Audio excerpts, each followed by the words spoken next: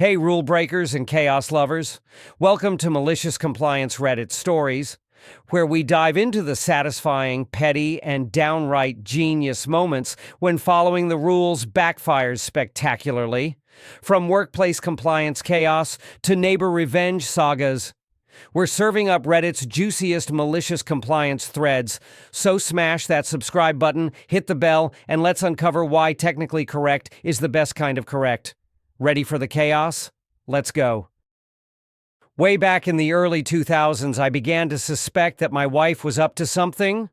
Our two kids were about 4 and 6, still young, but not so young they couldn't tell you something about what had happened in their day.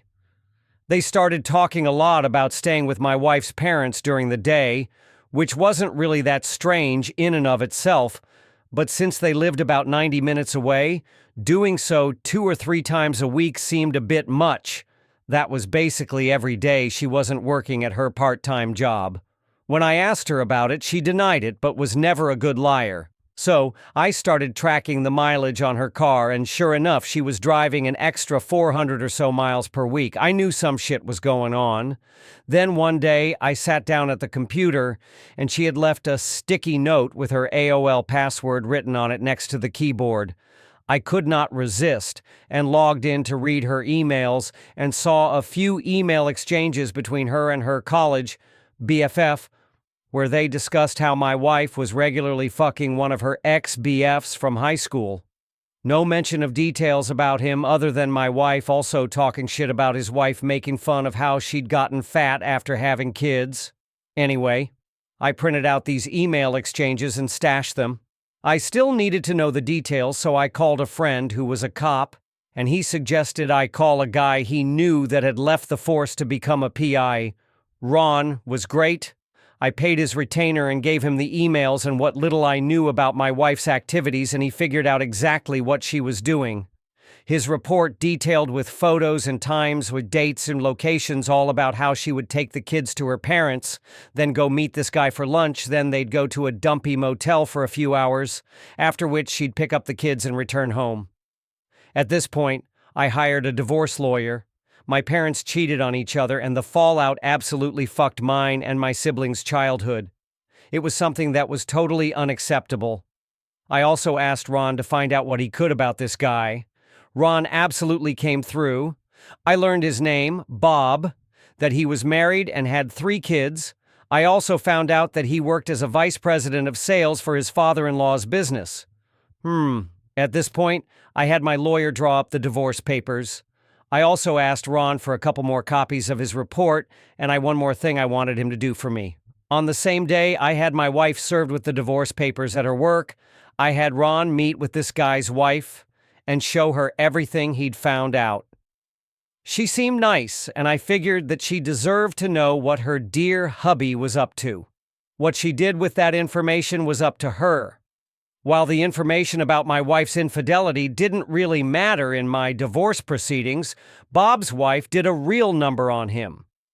According to the publicly available court documents from the divorce and other related proceedings, she cleaned out their joint account, took the kids, and left. As soon as her dad found out what he'd done, Bob was fired, and since her parents actually owned the house where Bob and his wife lived, he also got evicted. Their divorce was ugly. Lots of fighting in and evidently out of court. I guess Bob went to the house and started arguing with his wife, and it escalated to the point that her brother stepped in and Bob got his nose broken. There were restraining orders, a few more incidents with police reports, criminal charges, jail time, and so on. I can't find Bob on the internet anywhere these days. Last I heard, he'd left the state and his ex-wife did okay. She went to work at her dad's company and took over after he retired. As for me, my ex and I got along well enough. I didn't engage with her on anything that wasn't related to the kids. And now that they're both adults, I don't talk to her at all anymore. I don't hate her or anything, but I only care in the context that she is my kids' mom and is important to them, nothing beyond that. Story number 2. This happened a few years ago when I worked at McDonald's. The one I worked in was near a bunch of schools, so most of the staff was high school kids.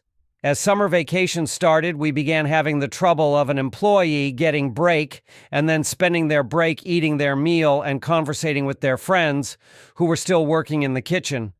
It was having a seriously bad effect on productivity, as well as posing quite a few health risks, so our manager finally initiated a rule that if you were on your break, you couldn't leave the break room until your break was over. This went swimmingly until the kids went back to school. We then had a new problem. Short staffing during break cycles meant our ticket times would skyrocket during rushes. Management lifted the rule so that employees on break could clock in early and help out with the rush. However, the district manager didn't like the implications of employees working shortened or no break shifts and forcefully reinstated the rule. They also doubled down by saying that employees who tried to work during their scheduled break would be written up and/or terminated for doing so. QMC. The date was April 20th, a day when nobody wants to be working at any fast food place, much less McDonald's. We had been getting slammed so hard from the open of the store that we called in extra help from other stores, including the regional and district managers. As the break cycle began, the management was pleased with the sub-2-minute ticket times they had managed to maintain. A few breaks through, and we were managing well. Then came my break.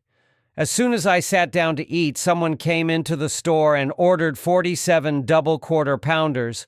This was right after the Fresh Initiative, where all quarter pounders were made fresh, so this was already a minor panic. Immediately after that order, someone in the drive-thru ordered 75 20-piece nugget meal. The amount of panic in the kitchen was palpable. I was comfortably lounging in a chair, browsing my phone and enjoying my meal, while the kitchen struggled to keep up with the orders. As ticket times began to soar, the management did exactly as I expected. District manager came into the break room and demanded me to end my break early and help in the kitchen. My response was very simply, "I'm sorry, but according to the rules you made, I can be written up or terminated for completing your request." I then continued browsing my phone, trying to enjoy the last 10 minutes of my break. The regional manager entered the room and said that he would personally terminate me if I didn't do the thing that I wasn't supposed to do. The other employee who was on break with me immediately rose and clocked in, despite still having 10 minutes left on her break.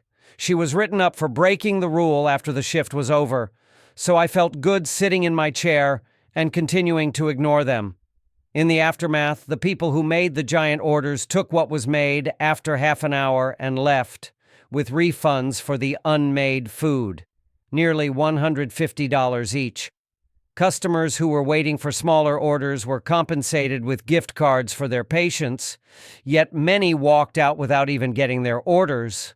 We paid out nearly $1,500 in gift cards. Because customers were walking out on orders without collecting them, we had nearly $5,000 in food waste that night. All of the closers went home with nearly 2 bundle boxes of burgers, fries, and nuggets. Regional and district manager were moved to a different region. The rule was edited to say that you were able to clock back in early at the manager's discretion in the event of a rush. Because I was the only employee who held his ground against the regional and district managers during the rush, I was rewarded with free meals and drinks until I moved away from my hometown and couldn't eat at that McDonald's anymore. Although when I come to visit friends, I occasionally get rung up a manager discount by the few employees who still remember me. If you love this malicious compliance chaos, smash that like button. It helps small channels like ours out big time. Subscribe to weekly Reddit stories where petty revenge meets literal rule following, and turn on notifications so you never miss the drama. Drop a comment below with your favorite Reddit MC moment, or tag a friend who lives for the chaos. Until next time, stay technically correct, folks.